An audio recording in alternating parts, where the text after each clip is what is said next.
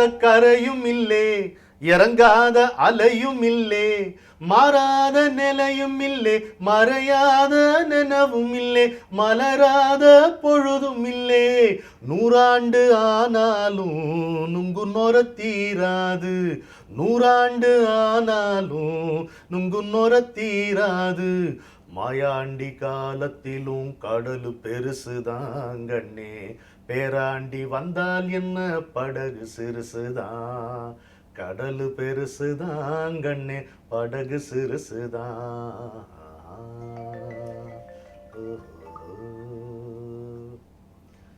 உனக்கு என்னையா கவலைப்படாதீங்கன்னு சொல்லிட்டு ஜாலியாக பாடிட்டு இருப்ப. எங்கள் பிரச்சனை எங்களுக்கு தானே தெரியும் அப்படின்றீங்க. யாருக்கு பிரச்சனை இல்லை? எல்லாருக்கும் பிரச்சனை இருக்குங்க. ஜெயகாந்தன் ஐயா அருமையான ஒரு வார்த்தை சொன்னாருங்க. எல்லா பிரச்சனைகளையும் தீர்த்து விட்டால் எங்கே போய் வாழ்வதுங்கிறார். வாழ்க்கை டெலிஃபோன் டைரக்டர் மாதிரி இருக்கும். அதை எடுத்துகிட்டு ட்ராவலுக்கு படிக்க எடுத்துகிட்டு போக முடியும். ஏதாவது பிரச்சனை இருக்குன்னு தான் அதை ஃபேஸ் பண்ண வேண்டியது தான், அவ்வளோதான். இந்த சைக்காலஜிஸ்ட் இருக்காங்க பாருங்கள், அவங்க சொன்ன முக்கியமான தகவல் ஆச்சரியமாக இருந்ததுங்க. எந்த பிரச்சனைக்குமே தீர்வு அப்படின்னா அதை பற்றி 2 நிமிஷங்கள் யோசிச்சா போதும் அப்படிங்கிறாங்க. நீங்கள் என்ன சொல்ல வரீங்கன்னு புரியுது. அதை பற்றி ஆழம் அது என்னன்னு தெரிந்து கொள்வது தாங்க அந்த திங்கிங்கிறது. அந்த பிரச்சனை என்னங்கிறது கரெக்டாக ரெக்கக்னைஸ் பண்ணிட்டோம் வச்சுங்களேன், அங்கேயே முடிஞ்சு போச்சு. அதுக்கப்புறம் அது நடவடிக்கை தான். அதுக்கு அந்த டீட்டெயில்ஸை விட்டுருங்க. அதுக்கு சொல்யூஷன் எங்கன்னு பார்க்கணுன்னா அதுக்கு 2 நிமிஷம் யோசிச்சா போதும். அதை தாண்டி யோசிச்சிங்கன்னு வைங்களேன், அது யோசனை இல்லை, கவலை. அதுதாங்க திங்கிங்க்கும் ஒரேங்க்கும் வித்தியாசம். சிந்திப்பது வேறு, கவலைப்படுவது வேறு. எந்த பிரச்சனையாக இருந்தாலும் நம்முடைய காலில் போட்டிருக்கோம் பாருங்க செருப்பு, அதுக்கு கீழே இருக்கிற தூசு மாதிரி கருதணுன்றாங்க. யார் பாஸுங்கிறது அதுக்கு காமிக்கணும். அப்போ அது ஒரு அடக்கத்துக்கு வரும், நம்ம வசத்துக்கு வரும். இன்னொன்றுங்க, பிரச்சனை எங்கன்னு பாருங்க. நம்ம பெரும்பாலும் வெளியிருந்து வருகிறதுன்னு நினைக்கிறோம் பிரச்சனை. ஆனால் உள்ள நமக்கு பூசல் இருக்கு, உள்ள பகை உணர்வு இருக்கு, உள்ள எதிர்பார்ப்பு, ஏமாற்றம், ஜட்ஜ்மெண்ட்டு இதெல்லாம் இருக்கு. அதனால வரதான் பிரச்சனை. நீங்க சரியா நம்ம பாரபட்சம் இல்லாமல் ஆராய்ஞ்சு பார்த்தோம்னா பெரும்பாலும் பிரச்சனைகளுக்கு காரணம் நாம தான் அப்படின்னு தெரிஞ்சு போகுது.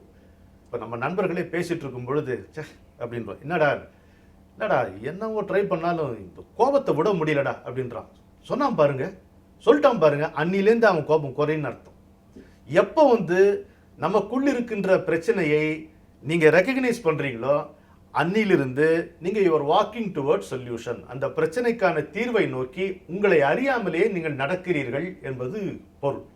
அப்படிதான் நம்ம பார்க்கணும். அப்படி பார்க்கும் பொழுது பலவிதமான பிரச்சனைகளுக்கு காரணம் நம்முடைய பார்வைதானே தவிர சூழ்நிலை அல்ல என்பது புரிந்து போகும். அப்புறம் என்ன இருக்கு பிரச்சனை? தூக்கி போட்டு நிம்மதியா இருக்கிறத விட்டுட்டு சென்றதினி மீளாது மூடரே, நீர் எப்போதும் சென்றதையே சிந்தை செய்து கொன்றழிக்கும் கவலை எனும் குழியில் விழுந்து குமையாதீர், சென்றதனை குறித்தல் வேண்டாம்.